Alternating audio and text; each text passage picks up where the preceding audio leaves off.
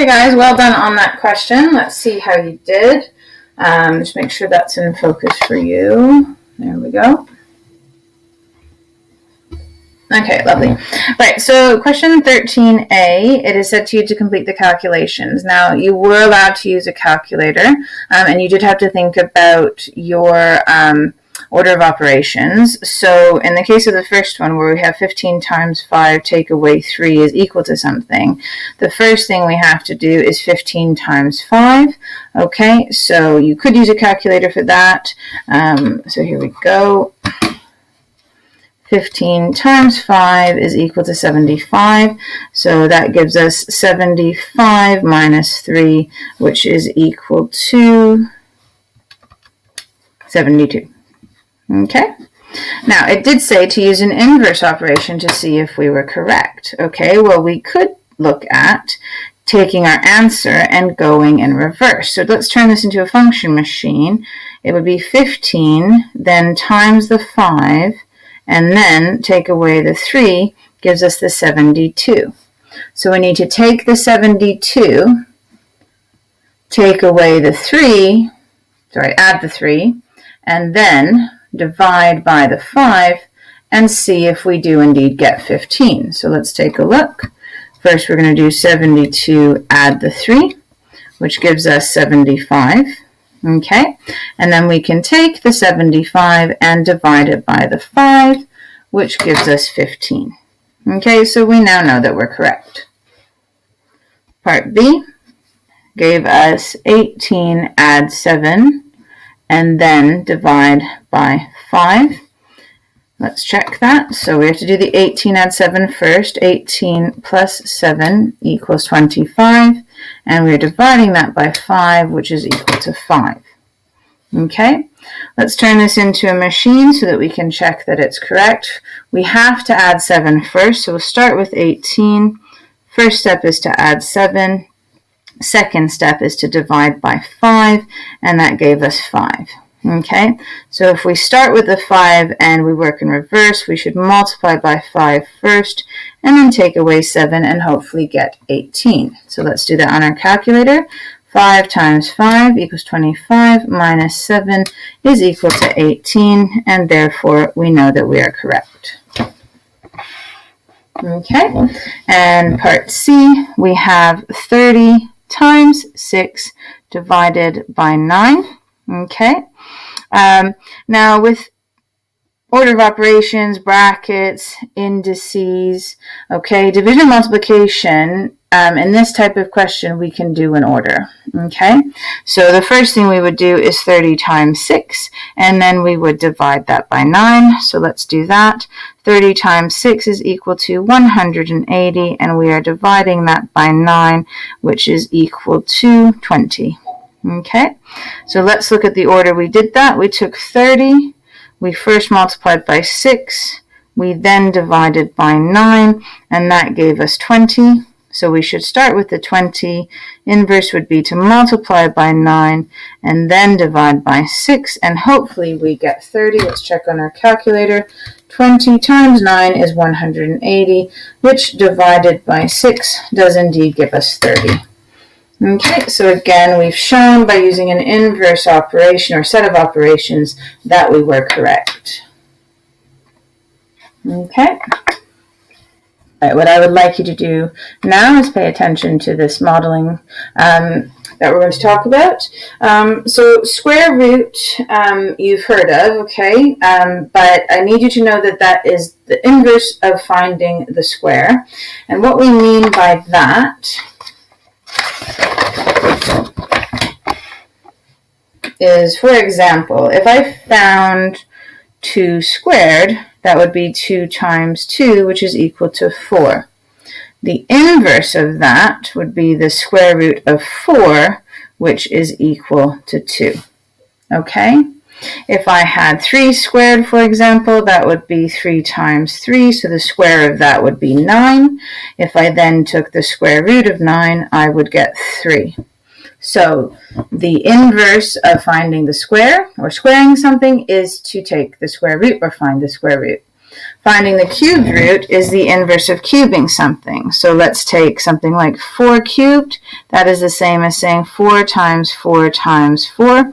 So the cube of 4 is 16 times 4, or 64. If I then took the cubed root of 64, that would give me the original 4.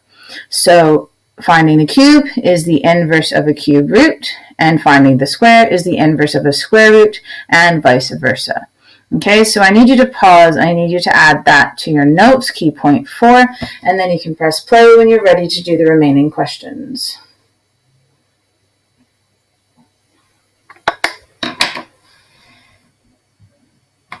Okay, well done. I'm going to make this full screen. Please press pause. You are allowed to use a calculator to practice using your square root, cubing, squaring, and cubed root buttons. Okay?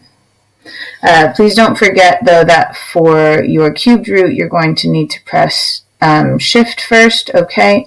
And yeah, that's really the only one that you need to press shift for. Okay.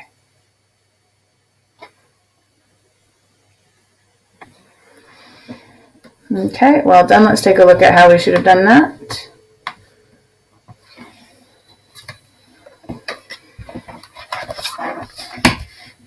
Okay, so the square root of 625 for 14a, we are allowed our calculator for this, so we would press the square root button, and then we would do 625 equals, and that gives us 25. Okay, check using the inverse operation. So to check, we'd have to do 25 squared. Let's do that in our calculator now. 25 squared is indeed equal to 625. Okay, part B says that we have 5 cubed is equal to something. So let's put that in our calculator. 5 cubed is equal to 125. Use the inverse, that's going to be the cubed root of 125, and we are hoping that that's equal to 5. So shift, square root button, oops, don't know what happened there. Shift, and then the square button gives you the cubed root button. You can then put in your 125, and that does give you 5. Okay, part C, we have 45 squared. Use our calculator. 45 squared is equal to 2025. Okay, our inverse is the square root, so we have to do the square root of 2025 and see if that gives us 45. And indeed, that gives us 45. Okay, and part D, finally we have the cubed root of 1331. So shift cubed root button gives us 11. So we check 11 cubed will hopefully give us the same thing. Is 1331. Okay, lovely. So we've looked at inverses. Square would be square root for the inverse, and for cubing you would have cubed root. So we move on to our next apply question, which is actually a problem-solving question. Okay, I'm going to make it full screen so you can read it really well. Press pause, have a go, and then we will go through the answers together.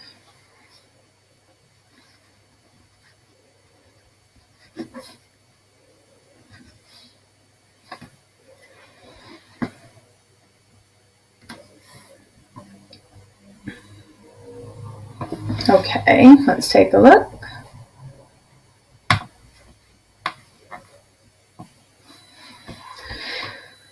Okay, so in this question it says, I'm thinking of a number. Now we don't know what this number is. Okay, so we're just going to put a box. It says, I multiply the number by 3. So that's the first thing I do. Then I add 5. And they say that the answer is 41. Okay, so if I want to find out the number I'm thinking of, I need to use the inverse. All right, so the first thing I'm going to do is take away 5. That's step 1. Then I'm going to divide by 3, which would be step 2 to get my answer. Okay, not really allowed a calculator.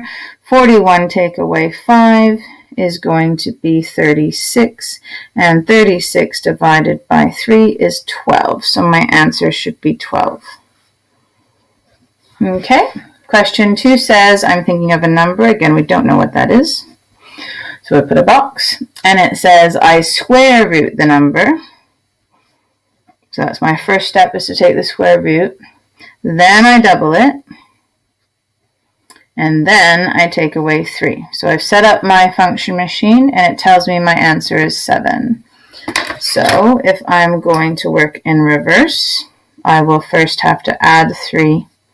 Then I will have to divide by 2. And then I'm going to have to square it. So let's do that. 7 add 3 is 10. And then 10 divided by the 2 is 5. And then 5 squared is the same as 5 times 5, which is 25. So my answer is 25. Okay. In question 3, I'm thinking of a number. So again, we don't know it. So let's put a square box. I multiply it by 5. Then I add 14. And my answer is 4. Okay, so this is only a 2-step run. Let's go in reverse. We are first going to take away 14, and then we are going to divide by 5. Okay, so, and we're starting with the 4. So 4 take away 14 is negative 10. And then negative 10 divided by 5, remember a negative divided by a positive is a negative, so that is negative, and 10 divided by 5 is 2, negative 2, so my answer is negative 2. Okay, so well done on that. And we're on our last question now, which is a past paper question. And I would like you to have a go at that. So I'm going to make it full screen. You need to press pause. Okay, so press pause and try the question, and then we will go through the answer together.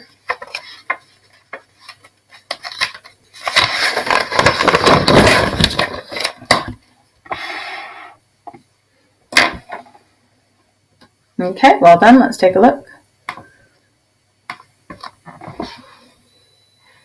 Okay, so in this exam style question, it says that Vincent uses this rule to convert from euros to British pounds. So let's create a little machine. We have euros at the start. We are first supposed to, they say, multiply by 4. And then we are meant to divide by 5. And that will give us British pounds. Okay, so I've come up with my function machine now. So let's now look at part A. It says, use the rule to convert 80 euros to British pounds. Okay, let's do that. So we're going to start with 80. And we're first going to multiply by 4. And 80 times 4 is 320. We are then going to divide by 5. Okay, it hasn't given me a picture of a calculator, so let's assume I can't use one. So 5 into 320. 5 does not go into 3, so we carry the 3. 5 goes into 32. 6 times, remainder 2. 5 goes into 24 times. So my answer is 64 British pounds. Okay, that's part A done. Part B says, Vincent uses the rule to convert an amount in euros to British pounds. The result is 100. So we are going to have to go in reverse. So let's take a look at the top here. If I went in reverse, I would multiply by 5 first, and then I would divide by the 4. So let's do that. He is starting with 100 pounds. He is multiplying by 5, and we are then dividing by 4 to get our original, or to get our number of euros, okay? So let's do that. 100 times 5 is 500, and 500 divided by 4 is 125. Okay, so that means my answer is 125 euros. Well done. And that is it for this particular lesson, okay? Please make sure that you move on to lesson 1.2 shortly. All right, take care. Thank you for paying attention. Bye.